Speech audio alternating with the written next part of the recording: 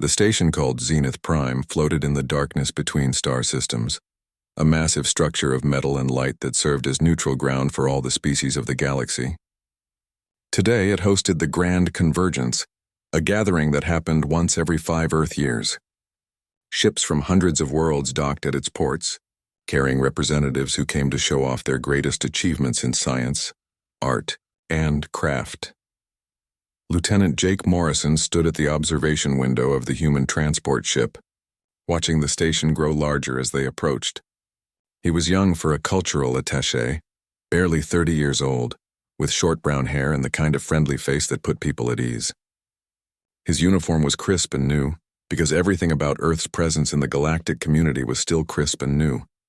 Humanity had only joined 5 years ago, stumbling into faster-than-light travel through what most alien species considered a mathematical accident rather than genuine innovation. "Nervous?" Commander Lisa Grant asked, stepping up beside him. She was the head of Earth's small delegation, a capable woman in her 40s who had spent the last year preparing for this event. "A little," Jake admitted. "We don't have much to show compared to everyone else." Lisa nodded. The humans had brought samples of their best alloys, some impressive computer technology, and a few pieces of art. It was good work, but nothing that would make the galaxy take notice. Earth was still the new kid in school, and the other students had been learning for thousands of years longer. The transport docked, and the human delegation made their way into the station. The main exhibition hall was enormous, easily the size of 10 football fields. Booths and displays stretched in every direction, each one showcasing the pride of a different civilization. Holographic displays floated in the air, showing off achievements in engineering, medicine, and materials science. Jake walked through the crowds, his translator implant working overtime to keep up with the dozens of languages being spoken around him. He passed a display from the Xentar, a species that looked like walking crystals, who had created quantum computers small enough to fit inside a grain of sand. Another booth showed the Xylar's newest gravity manipulation technology, capable of moving entire moons if needed. Then he reached the metallurgy section, and his steps slowed. The centerpiece of the entire exhibition was a massive forge setup, gleaming under bright lights. Around it stood members of the Korvax species, tall beings with 4 arms and skin that shifted colors based on their emotions. They were the acknowledged masters of metalworking in the galaxy, a position they had held for over 10,000 years. At the center of it all stood Forgemaster Thralketh, the greatest living smith of the Korvax people. He was impressive to look at, standing nearly 8 feet tall, with skin that currently showed deep blues and purples that the translator identified as pride and confidence. In his upper hands he held a ceremonial blade that caught the light and seemed to glow from within. A crowd had gathered for his demonstration. Jake squeezed in at the back, genuinely curious. He had studied metallurgy in college before joining the diplomatic corps, and he still loved learning about how different cultures worked with metal. Thralketh's voice was deep and resonant, carrying easily across the crowd even before the translators kicked in. "This blade," he said, holding it up for all to see, "represents the pinnacle of our art. It is made from 300 layers of titanium-iridium composite, each layer precisely controlled at the atomic level. It can withstand temperatures that would vaporize lesser metals. It will never corrode, never fail, never break under any force we can measure." The blade was beautiful, Jake had to admit. It had a subtle pattern to it, barely visible, where the different layers created slight variations in color and texture. The work was flawless. "Many primitive cultures," Thralketh continued, and Jake felt several eyes in the crowd turn toward the human section, "have legends of pattern-welded steel. Blades with visible layers folded hundreds of times to create both strength and beauty. These legends exist because such a thing represents a theoretical ideal in metallurgy." He set the blade down on a display stand and activated a holographic image showing the molecular structure of folded steel. However, creating true pattern-welded steel is effectively impossible without technology that can manipulate matter at the quantum level. The precision required is beyond what any biological being can achieve through manual labor. The temperature control alone demands accuracy to within single degrees across the entire piece. The folding must be perfect or the carbon distribution fails. The timing must be exact or the layers separate. Thralketh's skin shifted to a brighter blue, radiating certainty. Our people have spent millennia developing the technology to approach this ideal. The blade you see before you required 3 weeks to forge, using our most advanced equipment and our finest minds. And even we cannot claim to have achieved the theoretical perfection of true Damascus steel that the old legends describe. It remains impossible, the crowd murmured appreciatively. Jake found himself smiling just a little. An alien near the front asked a question about the molecular bonding process. Thralketh answered in detail, clearly enjoying the technical discussion. Jake listened, impressed by the depth of knowledge and the obvious mastery of the craft. When the formal presentation ended, most of the crowd dispersed to see other exhibits. Jake stayed, moving closer to get a better look at the blade. Thralketh noticed him approaching, and his skin flickered with what might have been curiosity at seeing a human show interest. "May I look closer?" Jake asked politely. "Of course," Thralketh said, his translator making his voice warm and welcoming. "You are from Earth, yes?" "The newest members of our community." "That's right. Lieutenant Jake Morrison. I studied metallurgy before I joined the diplomatic service." Thralketh's skin brightened slightly, a sign of pleasure. "Ah, a fellow student of the craft. Then you can appreciate the complexity of what you see here." He picked up the blade again, holding it so Jake could examine it closely. "Each layer is bonded at the molecular level. The process requires computational power that your species does not yet possess, but in time perhaps you will develop such capabilities." Jake studied the blade carefully. It really was remarkable work. The pattern was subtle but definitely there, swirling lines that ran the length of the blade where the different alloys met. "It's beautiful," he said honestly. "The pattern reminds me of something from back home." "Oh?" Thralketh seemed genuinely interested. "Your people have attempted pattern welding? That is ambitious for such a young technological culture." "Well, we don't attempt it," Jake said casually. "We do it. It's called Damascus steel, or pattern welded steel technically. My Uncle Pete makes it on weekends in his garage." For a moment, Thralketh didn't respond. His skin went through a rapid series of colors that the translator struggled to interpret. Several other Korvax nearby turned to look at Jake, their own skin shifting to shades that suggested confusion and disbelief. "I'm sorry," Thralketh said slowly. "My translator must be malfunctioning. It sounded as if you said your species creates pattern-welded steel manually, as a recreational activity." "That's right," Jake said, pulling out his datapad. "Here, I've got some pictures. This is my uncle's workshop back in Montana. That's him at the forge. And these are some of the knives he's made over the years." He held up the datapad, scrolling through images, his Uncle Pete standing next to a homemade propane forge, a piece of steel glowing orange in the heat. Pete's hands holding a hammer above an anvil. Finished blades with flowing patterns across their surfaces, light and dark bands swirling together like water or wood grain. Thralketh took the datapad with shaking hands, his skin now cycling through colors so quickly it looked like a rainbow. Other Korvax gathered around, and soon Jake was surrounded by alien metallurgists, all staring at his uncle's vacation photos with what could only be described as shock. "This is not possible," one of them said. "The temperature control alone." Another began. "Without computational assistance." A third added. Thralketh held up one hand for silence. His skin had settled on a dark red that the translator labeled as deep confusion, mixed with something that might have been anger, or might have been excitement. "Young human," he said carefully, "are you claiming that your species can create true pattern-welded steel using nothing but manual labor and primitive forges?" "I wouldn't call them primitive," Jake said. "They're just simple. But yeah, people have been making Damascus steel on Earth for thousands of years. Well, we lost the technique for the original stuff from Damascus, but we figured out pattern welding, which is similar. There are probably thousands of bladesmiths across Earth who know how to do it. My uncle teaches classes on weekends at the community college." The crowd of Korvax had grown larger. Other species were wandering over, drawn by the commotion. Jake could see Commander Grant pushing through the crowd, looking worried about what her young attaché might have gotten himself into. Thralketh drew himself up to his full height. His skin had settled into a deep, solid crimson. When he spoke, his voice carried across the entire metallurgy section. "Lieutenant Morrison of Earth, I hereby issue a formal challenge before the Grand Convergence. If your species truly possesses..." Commander Lisa Grant pulled Jake into a side corridor as soon as they could escape the crowd. Her face was red, and her hands were clenched into fists at her sides. For a long moment she just stared at him, seemingly unable to decide whether to yell or just give up entirely. "Do you have any idea what you've just done?" she finally asked, her voice tight with controlled anger. "I accepted a challenge to demonstrate human metallurgy," Jake said, trying to sound more confident than he felt. "You bet Earth's entire reputation on your Uncle Pete and his weekend hobby." Lisa's voice rose despite her best efforts to stay calm.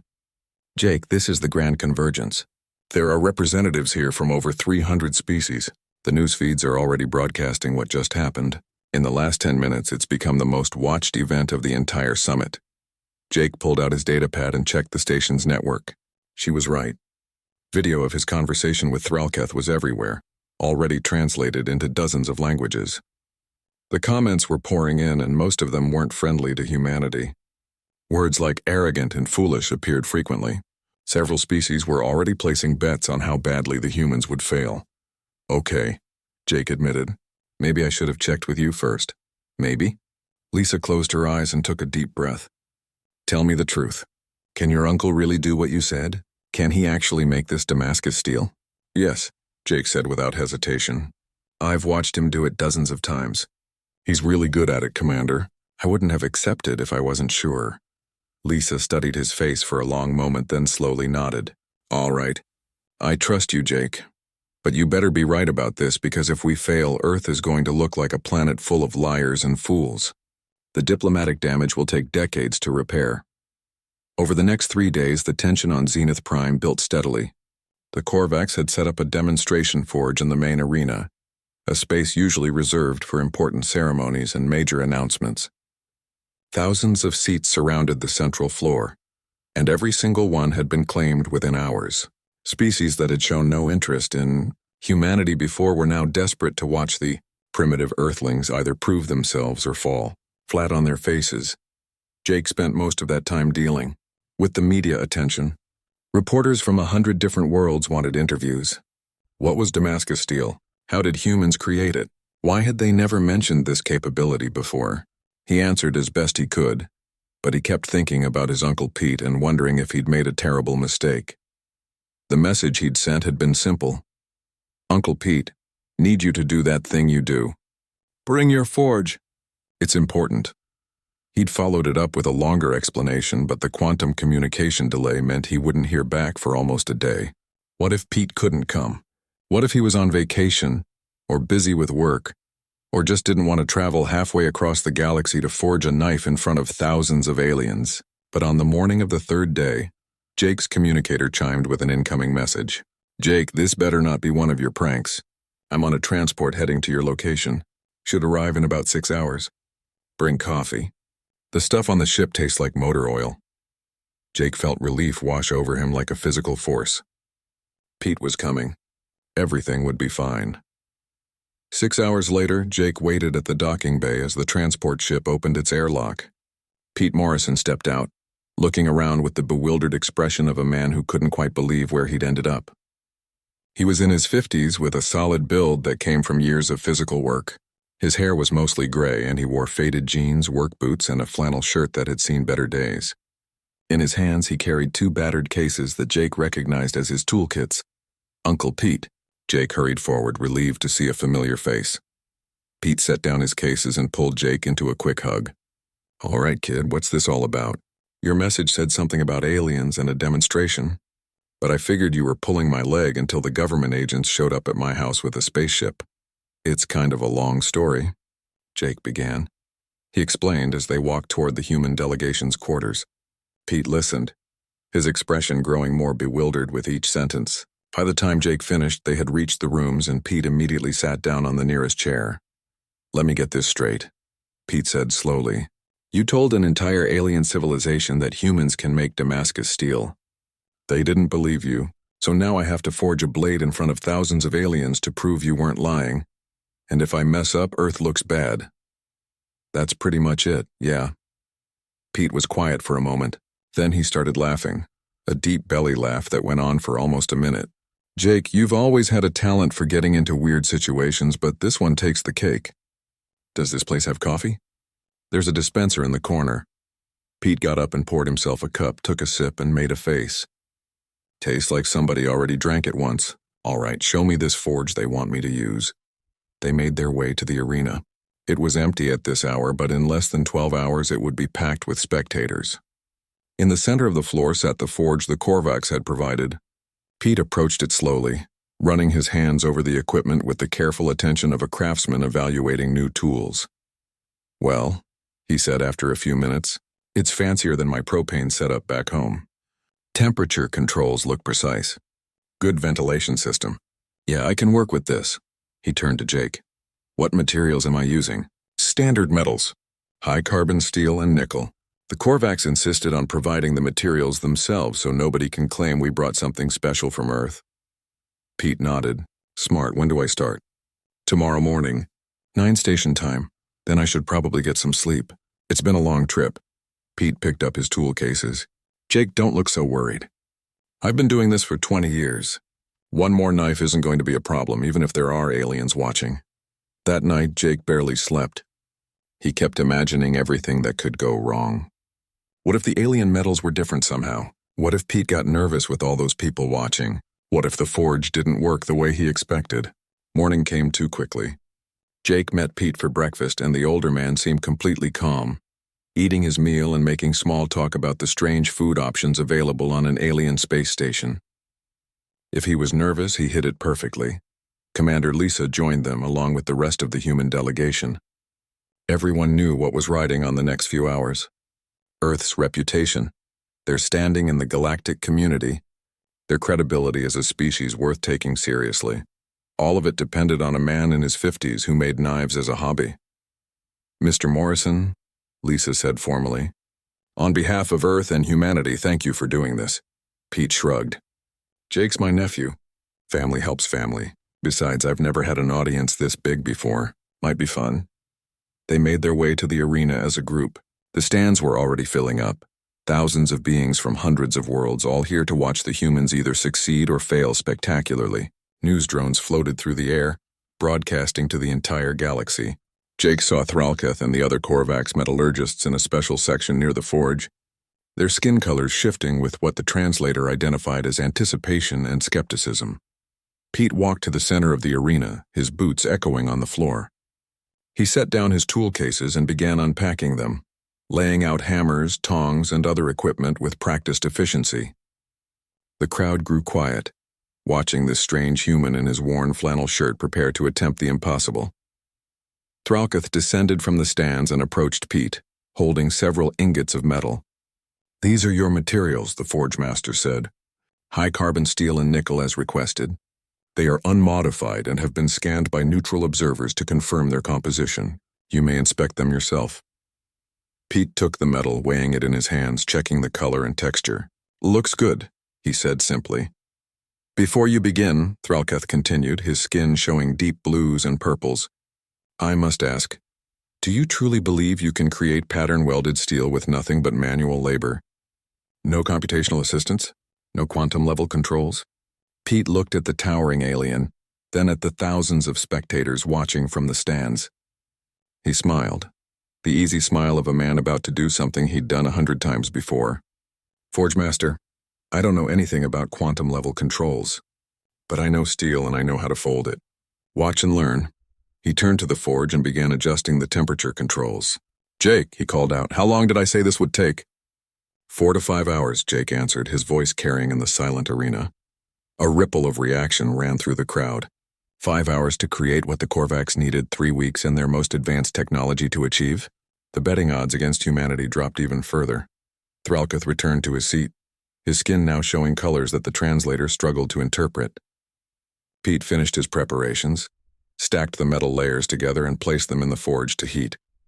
All right then, Pete said to himself, loud enough for the nearest microphones to pick up. Let's make a knife. The metal began to glow orange in the heat, and Pete Morrison started to work. The arena held its collective breath as Pete Morrison pulled the glowing metal from the forge with a pair of tongs. The stack of steel and nickel layers had heated to a bright orange color, and waves of heat shimmered in the air above it. Pete carried it to the anvil and set it down with practiced care, then picked up his hammer. What happened next caused a stir throughout the audience. Pete raised the hammer and brought it down on the hot metal with a solid, ringing blow. Then another, and another. His movements were steady and rhythmic, the hammer rising and falling in a pattern he'd repeated thousands of times before. In the Korvax section, several metallurgists stood up abruptly. Their skin flashed through colors of confusion and disbelief. One of them activated a communication device and began speaking rapidly to colleagues elsewhere in the station. Jake, watching from the human delegation area, could understand their reaction. The Korvax forged their blades using robotic precision arms guided by quantum computers. The equipment could strike with exact force, at exact intervals, with no variation or human error.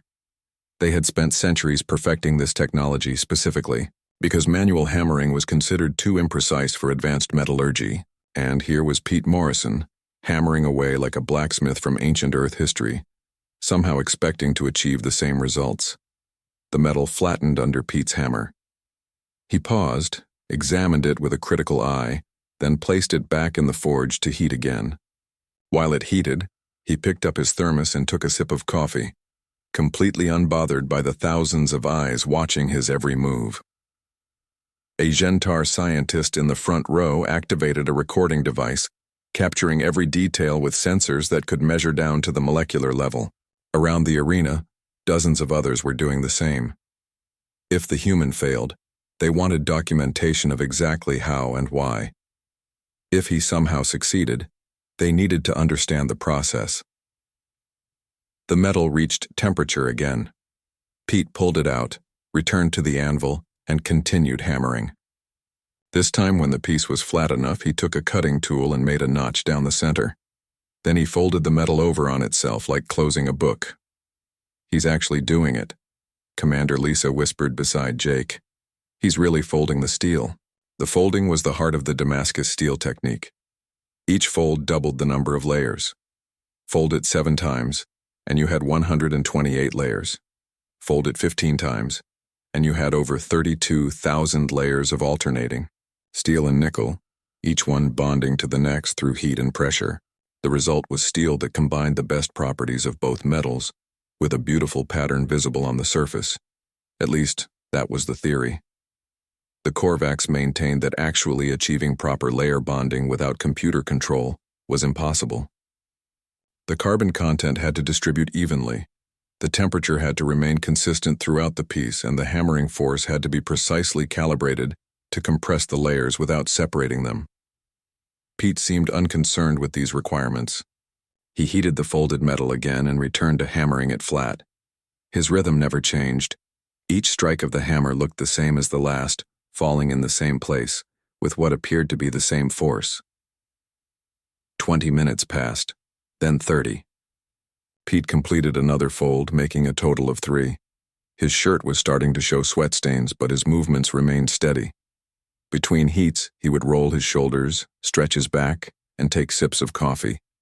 Sometimes he would pause and just look at the metal, tilting his head as if listening to something only he could hear. An hour into the demonstration, a young Korvax apprentice couldn't contain himself any longer.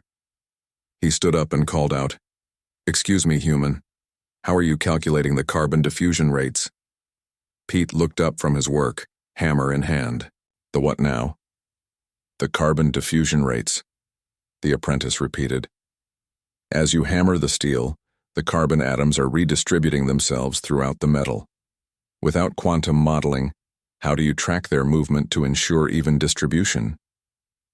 Pete blinked at him for a moment. "Son, I have no idea what you just said. I just heat it up and hammer it until it looks right." The apprentice sat back down, his skin cycling through colors of confusion. Beside him, Thralketh's expression was unreadable, but his skin had darkened to a deep purple that suggested he was thinking very hard about something. Jake found himself relaxing slightly. This was vintage Uncle Pete. No fancy explanations, no technical jargon, just simple statements about simple work. The man genuinely didn't understand what all the fuss was about. To him, this was just another knife, like the hundreds he'd made before. More time passed. Pete completed his 4th fold, then his 5th. The piece of metal was getting longer and thinner with each cycle of heating and hammering. What had started as a small stack of layers was now beginning to look like the rough shape of a blade. A news commentator's voice drifted over from one of the broadcast drones. Remarkable to watch, though experts remain skeptical that the process will produce viable results. The human appears to be using nothing but visual assessment and physical intuition, with no measurement tools whatsoever. Pete proved this point when he pulled the metal from the forge for the 8th time. Instead of immediately going to the anvil, he held the glowing piece at eye level and simply looked at it. Then he moved it closer to his ear, as if trying to hear something. "What is he doing?" Lisa whispered urgently to Jake. "Listening to the metal," Jake whispered back. "That's what he always calls it. He says the steel will tell you when it's ready if you know how to listen." Lisa looked at him like he'd lost his mind. "The steel talks to him?" "No, I think it's more like he's reading subtle signs. The sound it makes, the way the heat looks, tiny details that he's learned to notice over 20 years of practice. But he calls it listening." In the Korvax section, this exchange was being picked up by the arena's microphones and translated in real time. Jake saw several of the alien metallurgists lean forward with intense interest. Thralketh's skin had shifted to a lighter shade, shot through with streaks of what looked like orange. The translator identified it as profound curiosity mixed with cognitive dissonance. Pete returned to hammering, apparently satisfied with whatever he'd heard from the metal. The 9th fold came and went, then the 10th. He was halfway through the process now, and despite the physical exertion, his technique remained consistent. Every hammer blow looked identical to every other. It was like watching a machine, except this machine ran on coffee and muscle memory. The 11th fold took slightly longer. Pete seemed to be paying more attention to the details now, examining the metal more carefully before each heating cycle. When he pulled it from the forge this time, Jake could see what his uncle was looking for. The layers were starting to become visible as subtle variations in the glowing metal, light and dark bands running through it where the steel and nickel alternated. "Interesting," Thralketh murmured, loud enough for his words to be picked up. "The layer definition is actually quite good. Better than I expected." 2 hours had passed. Pete showed no signs of stopping, but he was definitely getting tired. His movements were still precise, but there was a slight hitch in his shoulders now, and he was taking longer breaks between heating cycles. Jake started to worry, but Pete caught his eye from across the arena floor and gave him a small nod and a tired smile. He was fine. This was normal. The 12th fold. The 13th. The metal was definitely blade-shaped now, long and relatively thin, with a gentle curve to it. Pete had started adjusting his hammering, working more on some sections than others, shaping the piece as he went. To the watching aliens, it might have looked random, but Jake knew better. Every blow was deliberate, part of a plan that existed entirely in Pete's head and hands. After the 14th fold, Pete paused for longer than usual. He set down his hammer and stood for a moment with his hands on his hips, breathing hard. Sweat dripped from his face, leaving dark spots on the arena floor. He took a long drink from his thermos, grimaced at the taste, and shook his head. "Jake," he called out, his voice carrying across the arena. "Next time you need me to save humanity's reputation, can we do it somewhere with better coffee?" Laughter rippled through parts of the crowd. It was a very human moment, complaining about bad coffee in the middle of what should have been an impossibly tense demonstration. Even some of the Korvax made sounds that their translators identified as amusement. Pete picked up his hammer again and returned to work. The 15th and final fold took the longest. He was meticulous now, checking and rechecking the heat, adjusting the position of the metal on the anvil with tiny movements, hammering with careful precision. This was the fold that would determine whether the blade succeeded or failed. Too much heat and the layers would blend together, losing the pattern. Too little and they wouldn't bond properly, creating weak points in the steel. When the final hammering was done, Pete held up the blade and examined it from every angle. In the bright lights of the arena, even from a distance, Jake could see the subtle pattern emerging in the metal. Light and dark lines ran through it, not random but flowing in organic curves that seemed to move as the blade caught the light. Pete nodded to himself, apparently satisfied. "All right," he announced. 3 hours into the demonstration, Pete finished grinding the blade to shape. He held it up to the light, squinting at the edge, checking the symmetry and balance. The blade was about 10 inches long, with a gentle curve and a point that came to a wicked sharp tip. Even without the pattern being revealed yet, it was clearly a beautiful piece of work. "Not bad," Pete said, mostly to himself. "Let's get you heat-treated." He moved to a different section of the forge area where the Korvax had set up a heat treatment station. This was a critical part of the process. Heat treating would harden the steel, making it strong enough to hold an edge, but it had to be done at exactly the right temperature. Too hot, and the blade would become brittle and crack. Too cold, and it would stay soft and useless. Pete studied the controls of the alien equipment for a moment, then began adjusting settings. A Korvax technician nearby watched nervously, clearly worried that the human would damage their expensive machinery, but Pete seemed to understand it intuitively, manipulating the temperature controls until he got the readout he wanted. 1,500 degrees, he said. "Should be about right for this carbon content." The technician's skin flashed with surprise. 1,500 degrees Fahrenheit was exactly the temperature their own calculations had determined would be optimal for the metal composition Pete was using. How had the human known without running any analysis? Pete placed the blade in the heat chamber and waited, watching the temperature readout climb. The arena had grown quiet again. Everyone understood they were watching something important, even if many of them still didn't believe it would work. When the temperature stabilized, Pete let the blade soak for exactly 10 minutes.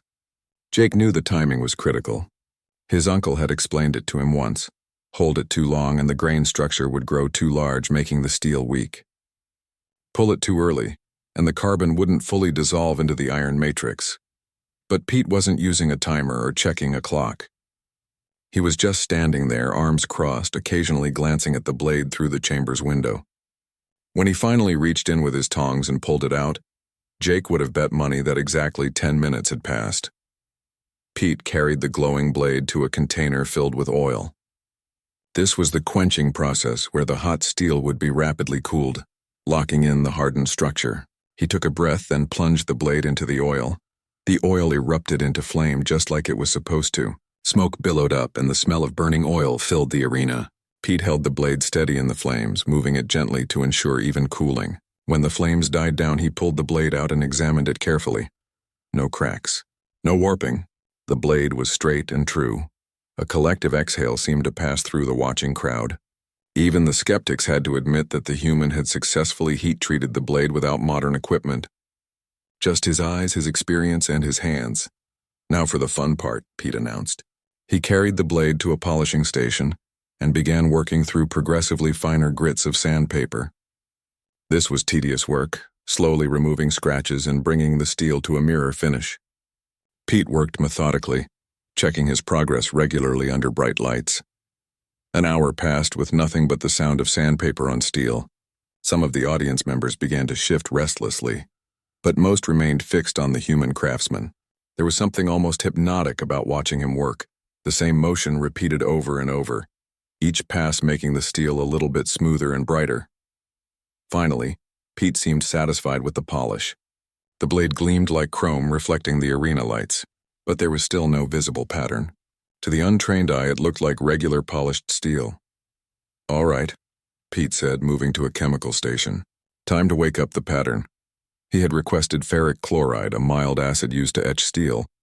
The Korvax had provided it, though they'd seemed confused about why he would want to deliberately corrode his freshly polished blade.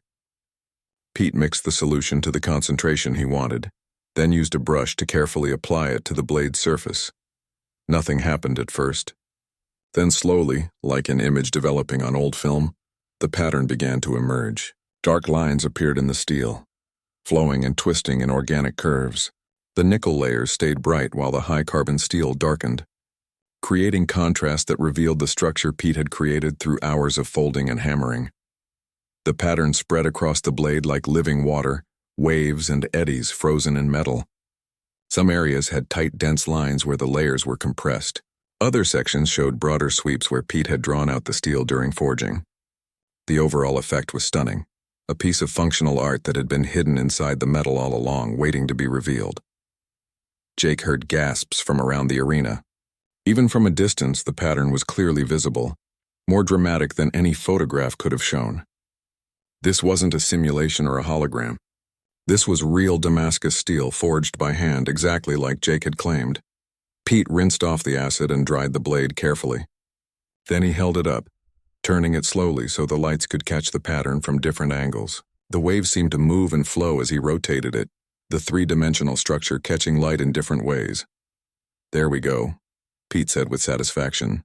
"That's a pretty nice one." The silence in the arena was absolute. Thousands of beings from hundreds of worlds stared at the blade in Pete's hands, trying to process what they'd just witnessed. Then Thralketh stood up, his skin cycling rapidly through colors that the translator gave up trying to interpret. He made his way down to the arena floor, moving like someone in a dream. "May I examine it?" the Forgemaster asked, his voice barely above a whisper. "Sure," Pete said, holding out the blade. "Careful, the edge is sharp. I still need to put a handle on it, but the blade is finished." Thralketh took the blade with trembling hands, all four of them supporting it as if it were the most delicate thing in the universe. He held it close to his eyes, which could see into different spectrums than humans.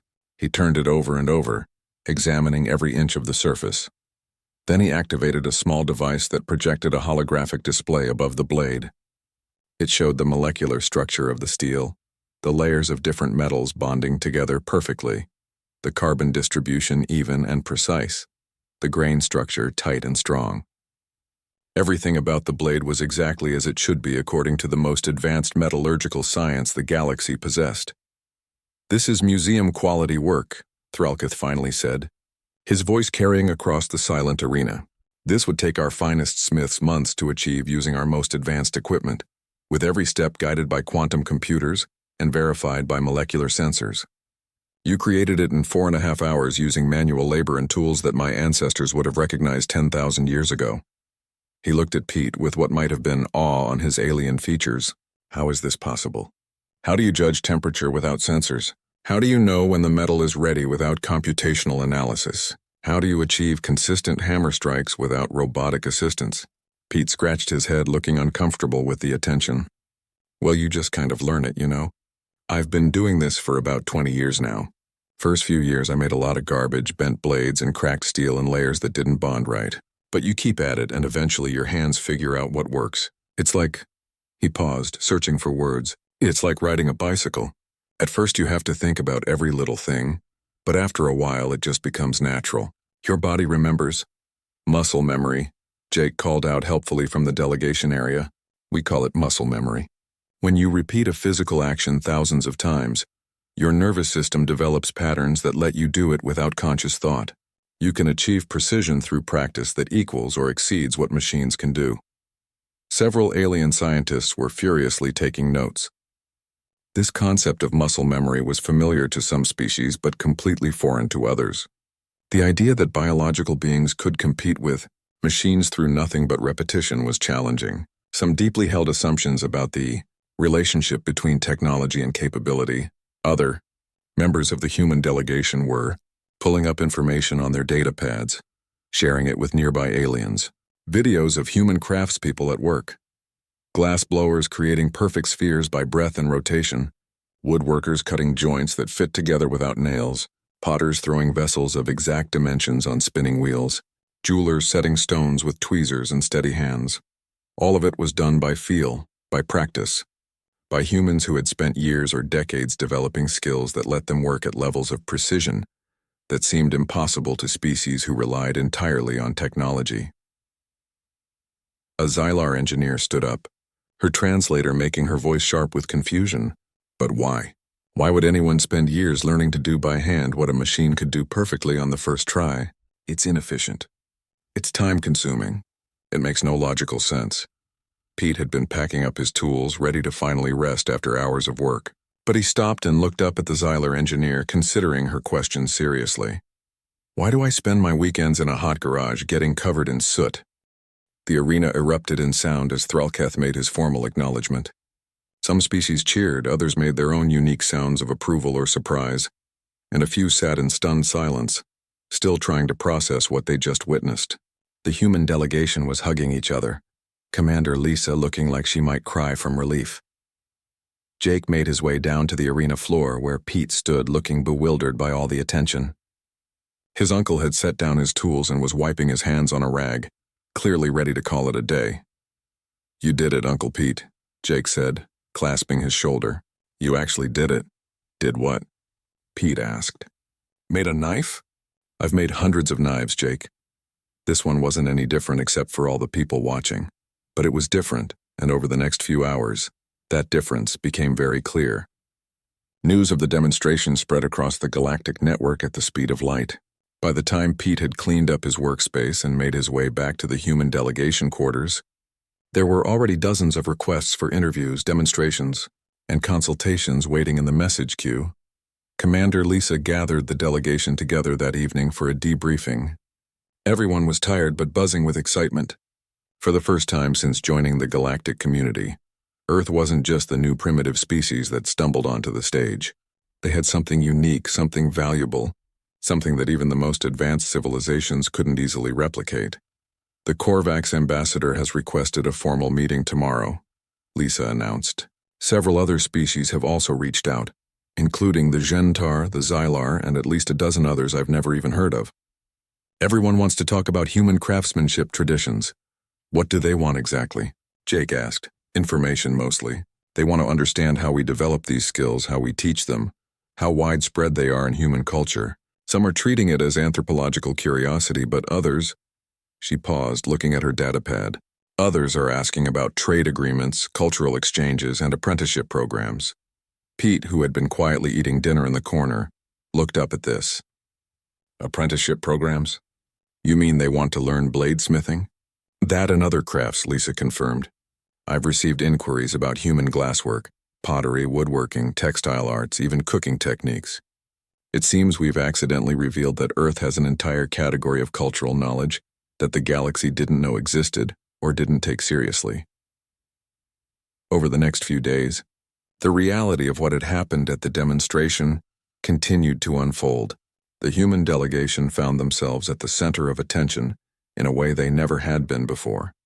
Species that had barely acknowledged their existence were now seeking audiences. Scientists wanted to study human motor control and nervous system development. Cultural historians wanted to document Earth's craft traditions before they were lost to automation. Artists wanted to collaborate with human craftspeople to explore new forms of expression. For Pete, it was overwhelming. He'd come to Zenith Prime thinking he would make one knife, maybe stay for a day or two, then head back to his quiet life in Montana. Instead, he found himself sitting in meetings with alien Forgemasters, explaining basic hammer technique to beings with 4 or 6 arms, and trying to describe concepts like getting a feel for the metal to species who had never worked without computer assistance. "I'm not qualified for this," Pete told Jake one evening after a particularly exhausting day of demonstrations. "I'm not a master craftsman or a teacher. I just make knives in my garage because I enjoy it." "Uncle Pete, you've been doing this for 20 years, Jake replied. "You teach classes at the community college. You've trained dozens of students. Just because you don't have a fancy title doesn't mean you're not a master at what you do." Pete was quiet for a moment, turning his coffee cup in his hands. "It's strange, you know? All my life, people have been telling me that handmade stuff is outdated, that machines do it better and faster. My own kids kept trying to get me to stop wasting my weekends in the forge and do something more productive. And now these advanced aliens are treating what I do like it's some kind of miracle." "Maybe it is," Jake said. "Not the physical act of forging itself, but the fact that humans still do it at all. We could let machines do everything. We have the technology, but we choose to keep these skills alive, to pass them down, to value the work of human hands even when it's less efficient than automation. That's what the galaxy finds remarkable." The meetings continued. Thralkith requested a private audience with Pete, and the two spent an afternoon in the demonstration forge area. The Korvax Forgemaster wanted to understand the human approach to metallurgy, and Pete tried his best to explain. "See, when you heat the steel, you can tell what temperature it is by the color," Pete said, holding a piece of metal in the forge. "That orange-red glow means it's around 1400 degrees. When it gets to yellow, that's about 1900 degrees.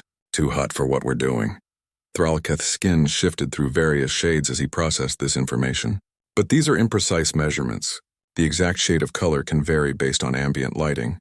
the observer's visual perception, even the composition of the metal itself. Sure, Pete agreed. But after you've done it a few thousand times, you start to know what you're looking at. Your brain learns to adjust for all those variables automatically. It's not as precise as a computer, but it's precise enough for the work.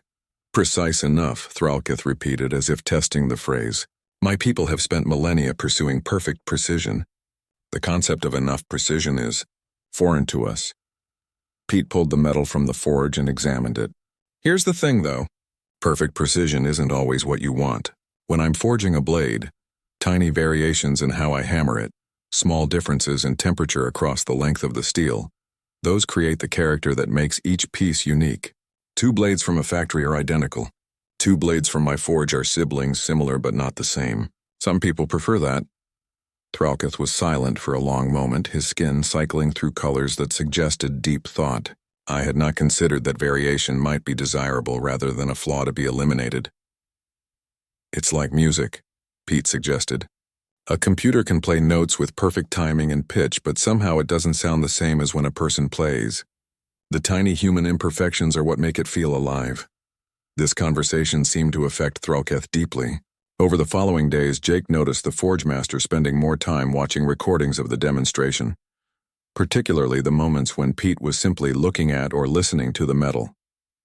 Other Korvax metallurgists joined him, and they would spend hours analyzing what the human had done, trying to understand the non-verbal intuitive aspects of the craft. Meanwhile, other species were having their own revelations. The Gentar, who prided themselves on logical efficiency, were particularly disturbed by videos of human chefs. The idea that someone would spend hours preparing food by hand when synthesizers could create identical nutrition more quickly seemed absurd to them. But when a human chef explained that cooking wasn't just about nutrition but about creativity, family traditions, and the joy of feeding people you cared about, it challenged their fundamental assumptions about the purpose of work.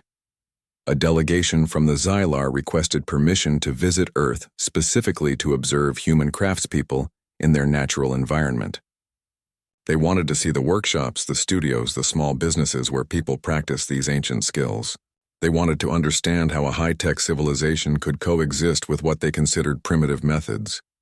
Commander Lisa brought this request to Pete, who was packing up his tools in preparation to finally head home. They want to visit your workshop in Montana. They want to see where you work, how you teach, what a typical Earthcraft workshop looks like. Would you be willing to host them? Pete looked uncertain. My workshop is just a garage, Commander. Nothing fancy. I'm not sure what they're expecting to see. That's exactly what they want to see, Lisa said. The reality of human craftsmanship, not some cleaned-up demonstration. Will you do it? Pete sighed, but he was smiling. Yeah, all right. But they better not mind getting their hands dirty. Anyone who wants to learn in my workshop has to do the work themselves. I don't care if they've got 6 arms or tentacles or whatever. Everyone starts with basic hammer control. News of Pete's acceptance spread quickly, and the list of species requesting to visit Earth for craft education programs grew exponentially. Jake found himself working with the Diplomatic Corps to develop cultural exchange programs, apprenticeship guidelines, and safety protocols for alien students in human workshops. The strangest part was reading the academic papers that were already starting to appear on the Galactic Network.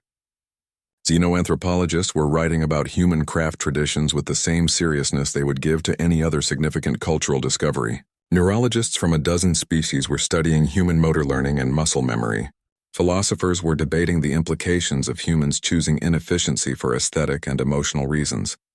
One paper in particular caught Jake's attention. It was written by a Korvax. 3 months after the Grand Convergence, Pete Morrison stood in his driveway in Montana, watching a spacecraft settle onto the grass behind his house. His neighbors had been understanding about the whole alien visitors thing, mostly because the government had explained that refusing would create an interstellar incident. Still, Pete could see curtains twitching in windows up and down the street as beings from across the galaxy emerged from the ship. Thralkith was first, his tall form having to duck slightly as he exited the craft. Behind him came a Gentar named Crystal Song, whose body actually did look like living crystal that chimed softly when she moved. There was a Xylar engineer called Swift Thought, a 4-armed Vensmith named Copperhand, and 6 others from species Pete couldn't pronounce the names of even after 3 months of practice. "Master Morrison," Thralketh said, approaching with his skin showing respectful blues and greens. "We are here to learn." Pete scratched his head, still uncomfortable with being called Master anything. "Right, well, welcome to Montana.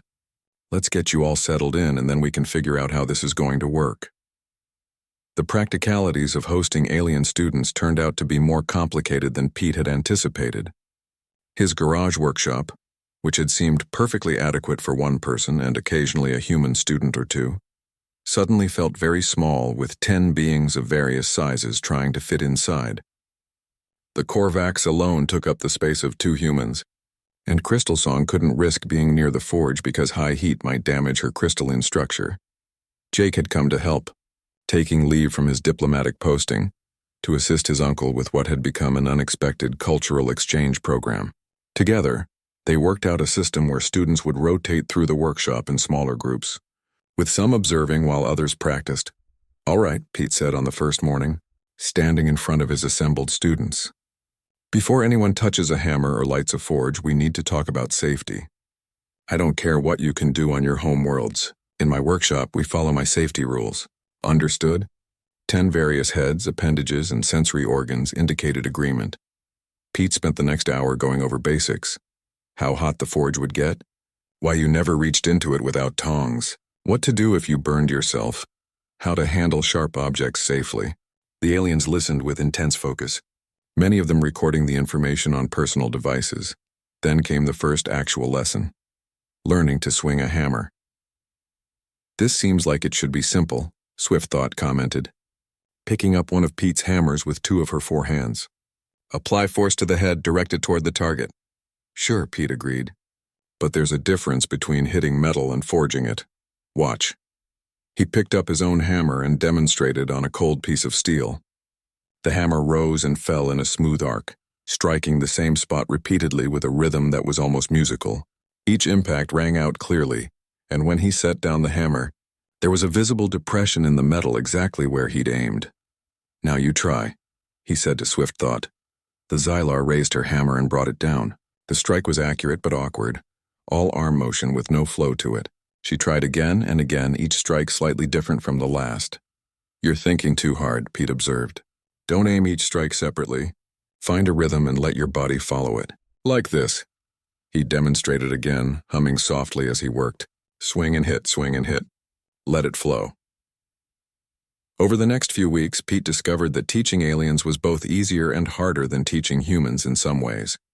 The Korvax with their 4 arms could work faster once they got the hang of it. Crystal Song couldn't forge herself, but had an incredible eye for design and pattern, offering suggestions that Pete had never considered.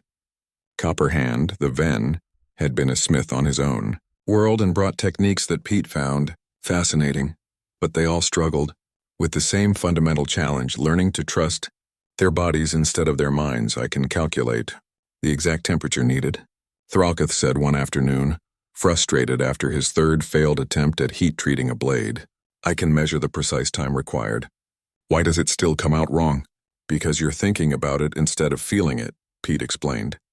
"Look, I know it sounds like mystical nonsense, but there's a reason I tell my students to listen to the metal. You're looking at the numbers on the temperature gauge. I'm looking at the metal itself. The way it glows, the way it sounds when I drop water on it, even the smell of the forge. All of that tells me what I need to know." "But those are imprecise, subjective measurements," Thralketh protested. "Subjective, maybe. Imprecise?" Pete pulled a piece of steel from the forge, glanced at it, and plunged it into the oil. When he pulled it out and checked it later, the hardness was exactly what it should have been. "You tell me." The breakthrough came in the 2nd month when Thralketh finally stopped trying to measure everything and just worked. Pete watched as the Forgemaster heated a piece of steel, pulled it out without checking the temperature gauge, and began hammering. His 4 arms moved in a pattern he'd developed himself, adapted from human technique but uniquely Korvax. The metal shaped under his strikes, folding and compressing, layers bonding together. When Thralketh finally held up his finished blade and etched it to reveal the pattern, Pete felt genuine pride. It wasn't perfect. The layers were a bit uneven in places, and the pattern wasn't as dramatic as it could have been. but it was real Damascus steel, forged by hand, and Thralketh had done it himself. The Forgemaster stared at his creation, his skin cycling through more colors than Pete had seen from him before. "I made this," he said quietly. "Without computers, without sensors, without any assistance.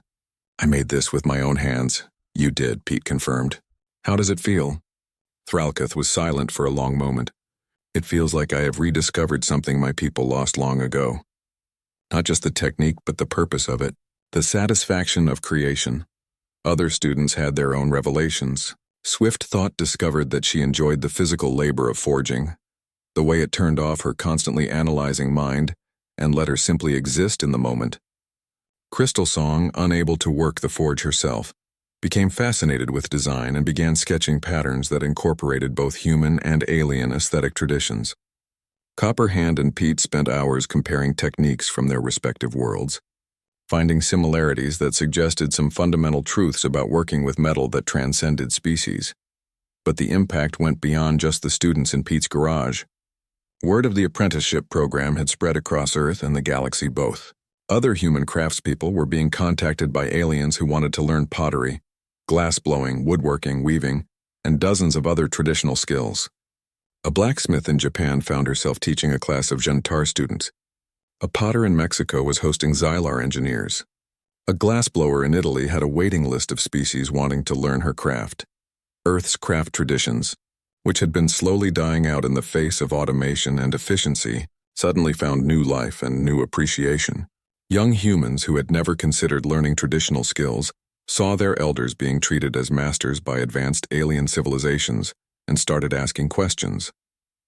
Community colleges reported increased enrollment in craft courses.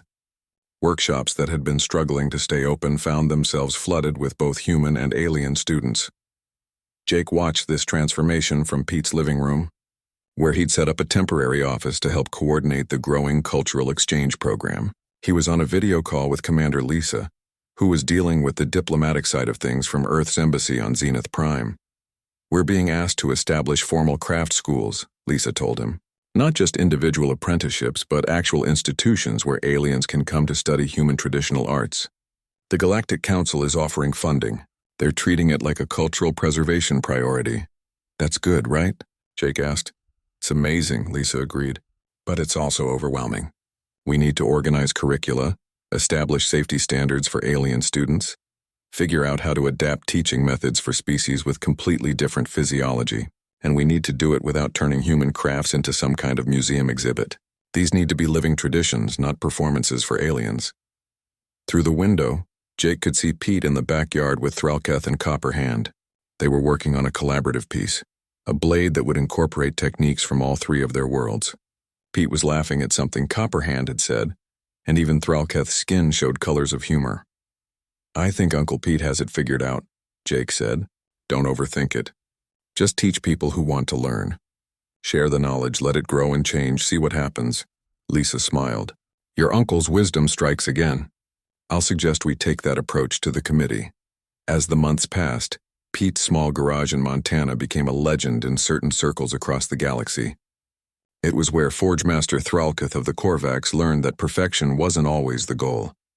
Where Swift Thought of the Xylar discovered the value of meditation through physical work.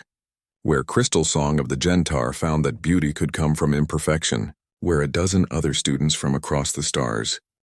2 years after Pete Morrison made a knife in front of thousands of aliens, Jake returned to Montana for what had become an annual event, the Convergence Craft Festival. What had started as a small gathering of Pete's students had grown into something much larger, a celebration of traditional crafts from across the galaxy. The field behind Pete's house, which had once held just his garage and a small garden, now hosted dozens of temporary workshops. Human craftspeople worked alongside alien students and masters, sharing techniques and learning from each other. A Korvax Forgemaster demonstrated advanced layer welding, while a Japanese swordsmith showed traditional katana polishing. A Gentar crystallographer worked with a human glassblower to create pieces that incorporated both their materials. Pottery wheels, looms, carving benches, and anvils were scattered across the space, all of them in active use. Pete stood at the entrance to his original garage workshop, now a historic site that had been carefully preserved exactly as it was on the day Thralketh and the first students arrived. He was older now, his hair fully gray, and his hands showed the wear of decades of forge work, but his eyes were bright as he watched the festival unfold. "Never thought my garage would end up in history books," he commented to Jake, who stood beside him. "You're in more than history books, Uncle Pete." They're teaching the Damascus demonstration in xenoanthropology classes across the galaxy. Kids on 100 worlds learn about the human who changed galactic perspectives on craft and technology. Pete shook his head, still somewhat uncomfortable with his unexpected fame. "All I did was make a knife." "You made a knife that made people think differently," Jake corrected. "That's more important than you realize." The impact of that single demonstration had rippled outward in ways no one could have predicted. Earth had become known as the craft world, a planet where ancient skills were not just preserved but actively practiced and valued. Tourism from other species had increased dramatically, with visitors coming specifically to study in human workshops or attend craft festivals. But it went deeper than just cultural exchange. The philosophical implications of humanity's approach to work and skill had sparked debates across the galaxy. Species that had fully automated their production were reconsidering whether they had lost something important in the process. Some had even begun programs to revive their own traditional crafts, skills that had been abandoned centuries or millennia ago. The Korvax had been particularly affected. Thralketh, after returning from his apprenticeship with Pete, had opened a traditional forge school on his home world. Young Korvax were learning to work metal by hand, to develop the intuition and muscle memory that their species had replaced with computers generations ago. It was controversial among the older generation but wildly popular with the youth, who saw it as a way to connect with their cultural roots. "Thralketh tells me there are now over 50 manual forges operating on Korvax Prime," Jake said. "He says you started a renaissance of traditional craftsmanship among his people." "He did the work himself," Pete replied. "I just showed him it was possible." They walked through the festival together, stopping to watch various demonstrations. At one station, a human woodworker was teaching a group of mixed species how to cut dovetail joints by hand. At another, a Ven metal spinner was showing humans how her people shaped bowls without welding or casting. The exchange went both ways now, with aliens teaching humans techniques that had been lost or never developed on Earth. Commander Lisa Grant Hay,